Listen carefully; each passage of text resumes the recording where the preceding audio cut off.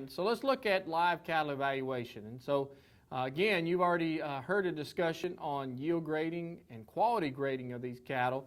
So let's take it to the next step and try to evaluate these cattle on the hoof. So this is a discussion. Here you can see this particular slide talks about quality grade, and we go from select to choice to prime. The age in months, 9 to 30, would fall into that A maturity. For this discussion, we're going to assume that the cattle that we look at today, the pictures are going to be in the A maturity category there. So as far as quality grade and trying to look at what affects quality grade in a live animal, some of the factors that do affect it is one, fat thickness. And so we would assume as cattle will put on more external fat, then we would expect the intramuscular fat or the marbling to increase as well. Now the challenge is that doesn't go, it's not a 1-to-1 ratio. It varies between breed types of animals, and also there's variation among animals within a breed type for that relationship. But we would expect an animal that has some external fat, they would also be putting on some marbling as well. We typically are going to feed those cattle in the feed yard to somewhere around 4/10 to 1/2 an inch of fat.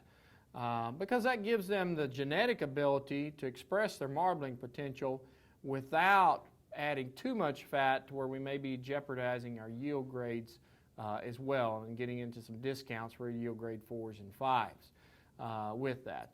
Another thing is maturity and days on feed. So the older these cattle are, the more days on feed, we would expect them to put on more intramuscular fat as well. The breed type, there are certainly some effects, and we've talked about this in the breeds discussion, that British cattle on average are going to have higher marbling than our continental or American. Now again, that doesn't say that within those breeds we could have some differences there, because there's certainly American breeds of cattle and certainly some purebred Brahman cattle that will grade prime. There are those genetics for that. On the flip side, there certainly are some English cattle, some red Angus or Angus, that may not have the genetics for high marbling, and so those cattle can grade select or lower as well. But we're looking at on average. So on average, our British cattle are going to be higher marbling than our continental and the American. And within breed effects, that can be some of the challenges that we face.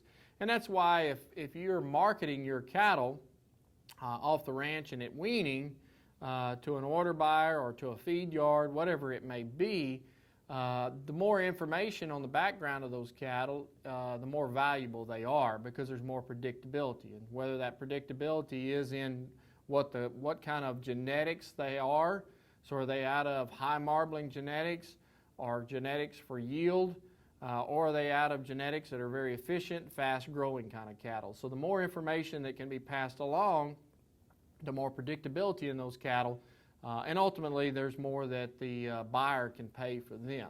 So those are some factors that affect the quality grade.